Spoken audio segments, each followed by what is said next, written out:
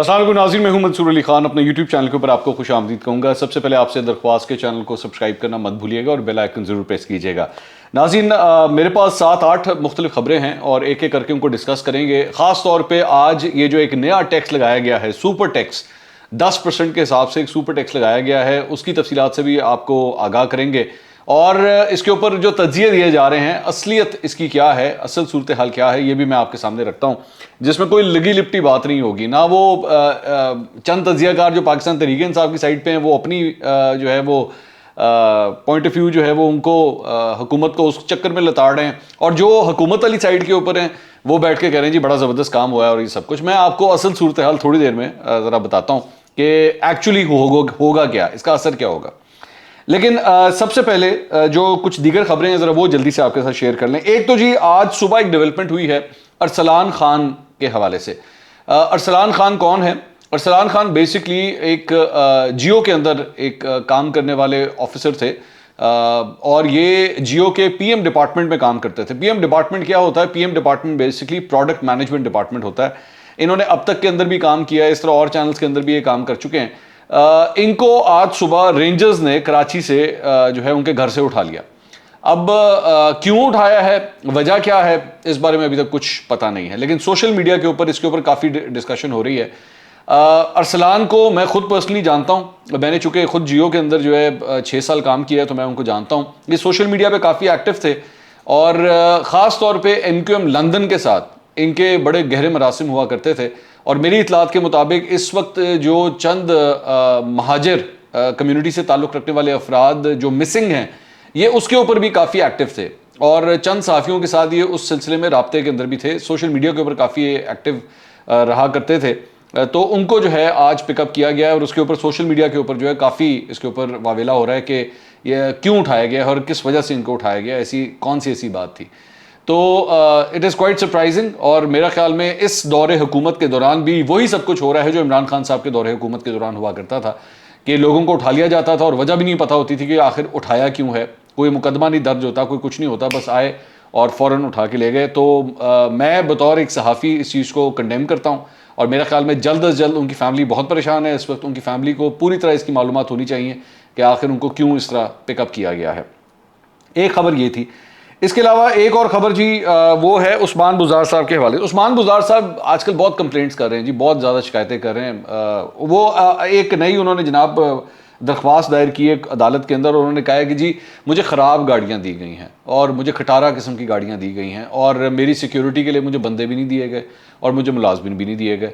तो उस्मान बुज़दार साहब जो हैं वो कंप्लेंट कर रहे हैं, उनकी सुनवाई होनी चाहिए। आखिर आपको पसंद हो या ना हो, आपका चाहे दिल करे कि आप दिमाग से ये सारी मेमोरी को किसी तरह मिटा दें, लेकिन हकीकत यही है कि वो इस सूबे के पंजाब के वज़ीर आला रह चुके हैं और बतौर वज़ीर आला उनकी चंद मरात हैं जो एक साबिक वज़ीर आला को मिलती हैं।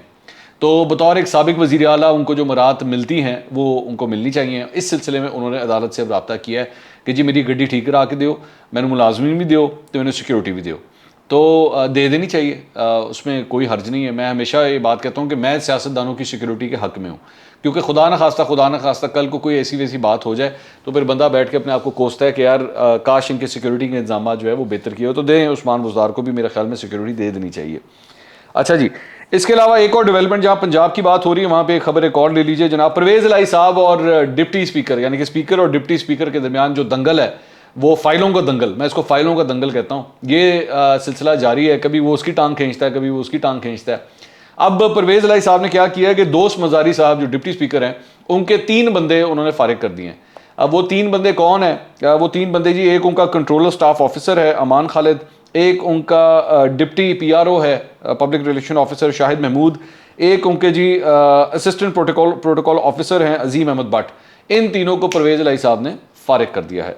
अब इसकी वजूहात ज़ाहिरी बात है सियासी वजूहात हैं, लेकिन वहाँ पे दोस्त मज़ारी साहब जो हैं वो बैठ के पंजाब असम्बली का अपना इजलास मुनक़्क़िद कर रहे हैं, परवेज़ इलाही साहब का एक अपना इजलास चल रहा है। तो ये इस चक्कर में भी जो है ये बेसिकली एक दूसरे की टांगें जो हैं वो बैठ के खींच रहे हैं। तो पंजाब के अंदर ये एक फजूल किस्म का दंगल जो है काफ़ी दिनों से चल रहा है। कराची के लोगों के लिए एक अच्छी खबर नहीं है, और वो खबर ये है कि जनाब अप्रूव कर दिया गया है नेपरा की जानिब से कि अप्रैल के अंदर 5 रुपये 27 पैसे के हिसाब से फी यूनिट आपको जो है फ्यूल एडजस्टमेंट चार्जेस का आके एक झटका लगने लगा है। और ₹5.27 ये है तो सिर्फ अप्रैल के महीने के लिए, इसको ये मत समझिएगा कि कीमतें जो है वो बढ़ा दी गई हैं, लेकिन फिर भी एक बहुत बड़ा झटका है ₹5.27 के। तो कराची के लोगों के लिए अच्छी खबर नहीं है। लेकिन जहाँ पे फ्यूल एडजस्टमेंट की बात हो रही है तो एक खबर मैं आपको फ्यूल के हवाले से ये भी देता चलूँ कि इंटरनेशनल मार्केट के अंदर ऑयल जो है, जो इंटरनेशनल प्राइसेस हैं ऑयल की, उसके अंदर एक डिक्लाइन देखा गया है। और वो तेल का बैरल जो $124 फी बैरल के हिसाब से जो है वो चार्ज हो रहा था और उसकी प्राइस थी, वो अब तकरीबन कोई 110, 111, $112 के आसपास, बल्कि उससे भी नीचे जो है वो ट्रेड होता। बल्कि मैं एक मिनट आपको चेक करके भी बता ही देता हूँ, ये ना मैं आपको गलत प्राइस कोट कर दूँ। यहाँ पे बड़े बड़े सॉरी, वो और भी ज़्यादा ड्रॉप हो गया जनाब।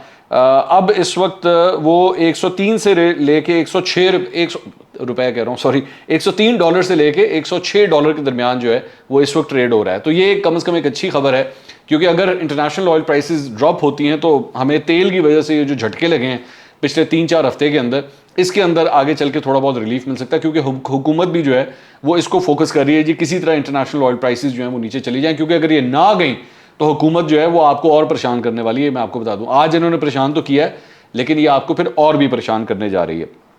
तो एक खबर जो है वो इस सिलसिले में थी। एक और खबर जो है वो इमरान खान साहब के हवाले से है। इमरान खान साहब ने आज खुद अदालत में पेश होके, मुख्तलिफ 2 अदालतों के अंदर पेश होके, तो उन्होंने 5-5 हज़ार के मचलके जमा करा के अपनी 15 मुकदमात के अंदर अपनी ज़मानत जो है वो हासिल की है, अबूरी ज़मानत उन्होंने हासिल की है। और 6 जुलाई तक जो है उनको ये अबूरी ज़मानत मिल गई है। 11 मुख्तलिफ थानों के अंदर इमरान खान साहब के खिलाफ मुकदमे दर्ज किए गए थे। अब मैं इसको एक्चुअली एक और एंगल से देखता हूँ। आप सिर्फ ये देखिए कि ये कैसी सियासत है कि एक जगह बैठ के, जब इमरान खान साहब खुद वज़ीर आज़म होते थे तो ये बैठ के मुस्लिम लीग नून के चक्कर लगवाते थे, पूरी की पूरी मुस्लिम लीग नून के कोर्ट्स के चक्कर लगवाते थे। अब पूरी की पूरी पाकिस्तान तहरीक-ए-इंसाफ इस काम के ऊपर लगी हुई है कि वो अदालतों के चक्कर लगा रही है, और इमरान खान साहब भी जो है वो अदालतों के चक्कर लगा रहे हैं। बेसिकली ये इसी को कहते हैं पॉलिटिकल विक्टिमाइजेशन। यही मुस्लिम लीग नून के दौर के, मुस्लिम लीग नून के साथ भी यही हो रहा था, अब मुस्लिम लीग नून भी पाकिस्तान तहरीक-ए-इंसाफ के साथ यही कर रही है। जाहिर बात है, अगर मैं इसको कहूँगा कि जनाब दोनों साइड्स की तरफ से ज्यादती हो रही है, तो दोनों साइड्स के जो वर्कर हैं, जो सपोर्टर हैं, उन्होंने कहा नहीं, ऐसी तो बात ही नहीं है, अगले के साथ ये जो हो रहा है बिल्कुल ठीक हो रहा है। भाई हकीकत ये है कि आपकी दोनों साइडें जो हैं वो ये बेवकूफ़ियाँ करती हैं बैठ के, असल जो टॉपिक्स हैं उसके ऊपर ध्यान नहीं देती। जो इस वक्त जो महंगाई का मसला है, लोगों की कमर टूट चुकी है, उसका मसला है, उस पर कॉन्सेंट्रेट करने की ज़रूरत है। और उस पर इसकी वजह क्या है? इसकी वजह यह है कि इन लोगों के अदालतों के आप चक्कर लगवाते रहें ताकि वो बैठ के ना ज़्यादा प्रोटेस्ट कर सकें, ना बैठ के कोई जलसे जुलूस कर सकें। असल मकसद यही होता है। ये इमरान खान साहब भी यही हरकतें किया करते थे, अब शहबाज शरीफ साहब के दौर के अंदर भी यही हो रहा है। आप ज़रा अंदाज़ा लगाइए कि 15 मुख्तलिफ मुकदमात एक पार्टी के चेयरमैन के खिलाफ आपने बनाए हुए। इमरान खान साहब का मैं बहुत बड़ा नाक़िद हूँ, आप जानते हैं इस बात को, मैं उनके ऊपर पूरी तरह तनकीद करता हूँ, लेकिन ये जो हरकतें हो रही हैं ये सियासी विक्टिमाइजेशन के ज़ुमरे में ही आता है, अच्छा आपको पसंद हो या ना हो। इसके अलावा जहाँ पाकिस्तान तहरीक-ए-इंसाफ की बात हो रही है तो वहाँ पे एक अजीब ड्रामा चल रहा है। हमने कल भी ये खबर दी थी, अमीर सुल्तान साहब और शौकत अली भट्टी पाकिस्तान तहरीक-ए-इंसाफ के MNAs हैं, ये अदालत पहुंचे थे जी कि हमसे जो है ना हमारा कमरा ना लिया जाए, जो हमें पार्लियामेंट लॉजेस के अंदर जो हमें कमरा दिया हुआ है वो हमसे कमरा वापस ना लिया जाए। एक का ताल्लुक झंग से, एक का ताल्लुक हफ्साबाद से। उन्होंने बाकायदा तौर पर आज जाके कोर्ट के अंदर जो अपना बयान जमा करवाया, उन्होंने उसमें कहा है कि जी हम अभी भी सिटिंग MNAs हैं, हमें MNA तस्वुर किया जाए, ठीक है। और उन्होंने कहा हमने इस्तीफे कोई नहीं दिए और हम इजलास भी अटेंड कर रहे हैं। वैसे मैंने इनको इजलासों में देखा तो नहीं है, लेकिन ये कह रहे हैं हम अभी भी इजलास अटेंड कर रहे हैं। तो एक अजीब मतलब घड़मास मचा हुआ है, जिस तरह पंजाब में अभी थोड़ी देर पहले मैं कह रहा था। यहाँ पे आपका पार्टी का चेयरमैन ये कहता है कि जी हमने इस्तीफे दे दिए हैं, आपके 2 MNAs जो हैं वो ये कह रहे हैं कि जी हमने इस्तीफे नहीं दिए हैं। अदालत ने इस सिलसिले में क्या हुक्म जारी किया है? उन्होंने ये कहा है कि जी ये मामला जो है वो कौमी असम्बली का है, तो कौमी असम्बली के स्पीकर को जो है वो इन चीज़ों को देखना चाहिए। हम अब एक कमरे के मामले के ऊपर जो है वो बीच में इंटरवीन नहीं करना चाहते। मेरे ख्याल में एक बड़ा अच्छा डिसीजन है। और दूसरी बात यह कि अगर ये दोनों अदालतों के अंदर जाके कह रहे हैं तो भाई अपने अपने वीडियो पैगाम जारी कर दें कि जी हम इमरान खान साहब की बात नहीं सुनते, और अगर इमरान खान साहब हमारे इस्तीफों के बारे में बात कर रहे हैं तो गलत कह रहे हैं, सीधी सीधी बात कर दें। ये बैठ के टोपी ड्रामा करना, अदालतों के अंदर कुछ कहते हैं, बाहर आके आपके लीडर जो हैं वो कुछ कहते हैं, अजीब मतलब ड्रामेबाजी चल रही है। और इससे पता लगता है कि आपकी पार्टी की एक्चुअली रूट्स कितनी को तगड़ी हैं या कितने को मुनज़्ज़म तरीके से आप लोग काम करते हैं। पार्टी के चेयरमैन कहता है हमने इस्तीफे दे दिए, पार्टी के MNA 2 जाके कहते हैं जी हमें कमरा चाहिए, हमारा कमरा ना लें, ठीक है। तो असल कहानी एक कमरे की खातिर आप सोचें कि वो इस बात को जो है वो एक्सेप्ट करने को तैयार नहीं है कि हमने इस्तीफे दे दिए हैं। अच्छा जी, अब आ जाएं उस बड़ी खबर के ऊपर जो मेरे कायद ने आज एक 10% का सुपर टैक्स लगाया है। एक तो मैं उनकी तकरीर सुन रहा था और तकरीबन कोई आधे घंटे की तकरीर की उन्होंने अपनी इकोनॉमिक टीम के साथ, मुआशी टीम के साथ। कोई वो टीवी के ऊपर लाइव कट हुए हुए थे, तकरीबन कोई आधे घंटे की उन्होंने वो तकरीर की।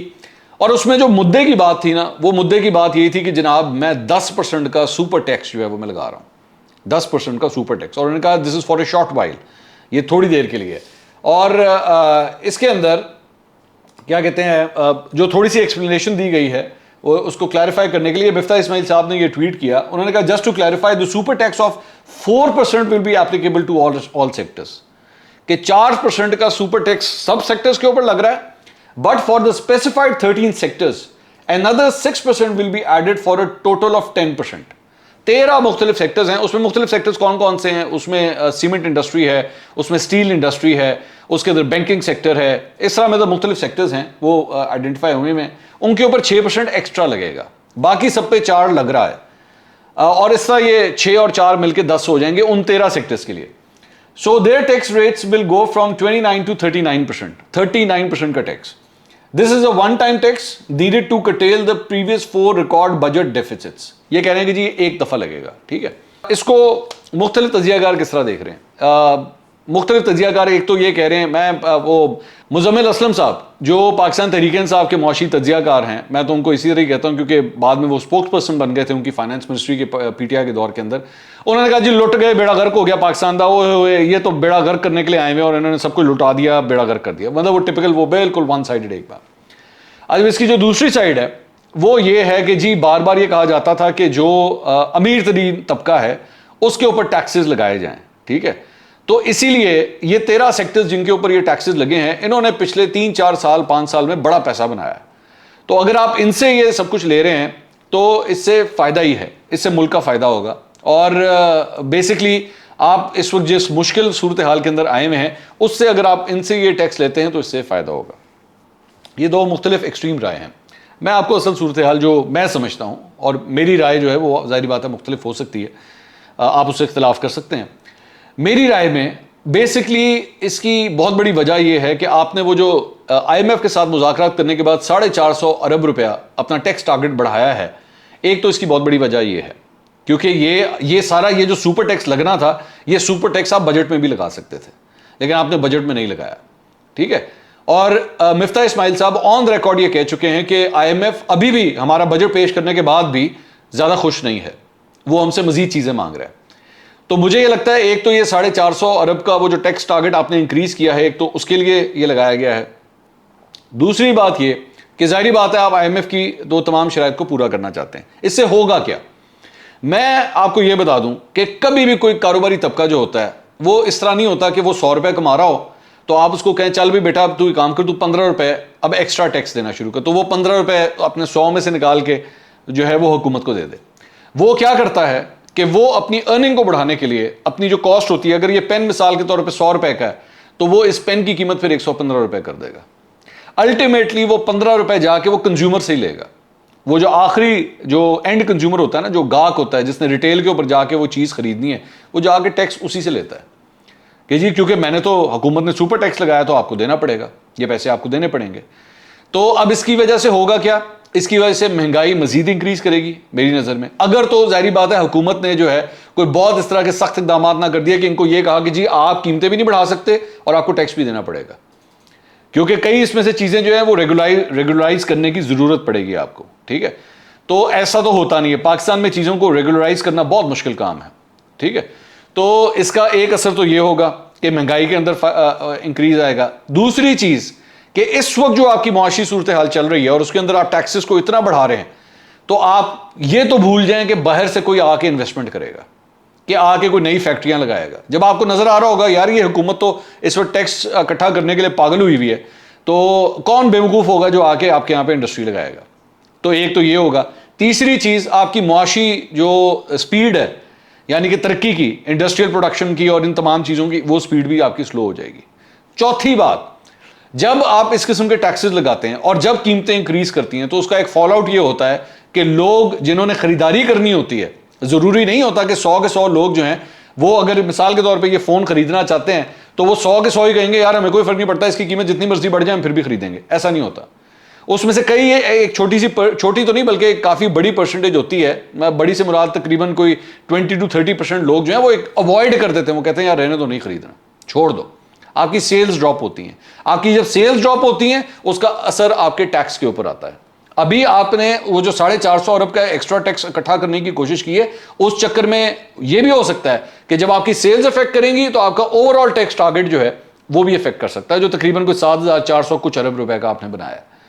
तो इसके नुकसानात ये भी हो सकते हैं। और इसके अलावा वो इंडस्ट्रीज जो इस बर्डन को बर्दाश्त ना कर सकी, अभी बर्दाश्त ना कर सकी, वैसे तो बड़ी बड़ी इंडस्ट्रीज हैं वो एक आधा इस तरह का झटका बर्दाश्त कर भी लेती हैं, लेकिन अगर वो ना कर सकी और उनमें से चंद जो हैं वो जरा कमजोर हुई तो इंडस्ट्रियां बंद भी हो सकती हैं। और इंडस्ट्रियां अगर बंद होती हैं तो फिर आपकी अनएम्प्लॉयमेंट भी इंक्रीज कर सकती है, बेरोजगारी भी आपकी इंक्रीज कर सकती है।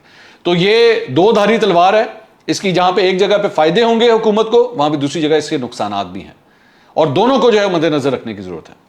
तो ये असल सूरत हाल है। और उसके बाद एक और जो इंपॉर्टेंट बात है कि जैसे ही ये टैक्स जो है अनाउंस किया गया वजीर आजम की जानिब से, तो स्टॉक मार्केट ने 2050 पॉइंट्स का जो एकदम डाइव मारा। ये आप ये ग्राफ देख सकते हैं, एकदम स्टॉक मार्केट क्रैश कर गई और उसके बाद ट्रेडिंग जो है वो हॉल्ट करनी पड़ी, सस्पेंड करनी पड़ी, क्योंकि मार्केट इतनी ज्यादा नीचे गिर चुकी थी। और उसके बाद जब दोबारा मार्केट जो है वो दोबारा खुली तो उसने थोड़ा सा आहिस्ता आहिस्ता मार्केट ने दोबारा गेन करना शुरू किया। मतलब है एक वक्त में 40 जो इसने लो लगाया वो 40,555 पॉइंट्स का इसने लो लगाया, क्योंकि पूरी की पूरी स्टॉक मार्केट हिल गई उसकी वजह से। लेकिन दोबारा जब खुली तो उसने थोड़ा सा रिकवर किया, लेकिन उसके बाद दोबारा जो है उसके अंदर एक फॉल आउट आना शुरू हुआ। तो स्टॉक मार्केट जो है वो उसने कोई अच्छे तरीके से इस चीज को नहीं लिया है। और इसी तरह डॉलर की कीमत भी जो है वो आज, जिस तरह कल हमने देखा था कि इंटरबैंक के अंदर 207 रुपए तक चली गई थी, आज डॉलर ने दोबारा 1 रुपए की जंप जो है, 1-1.5 रुपए की जंप दोबारा आज मारी है। तो ये अब तक की अपडेट्स थी। अगले वीलॉग में दोबारा मुलाकात होगी। अल्लाह हाफिज।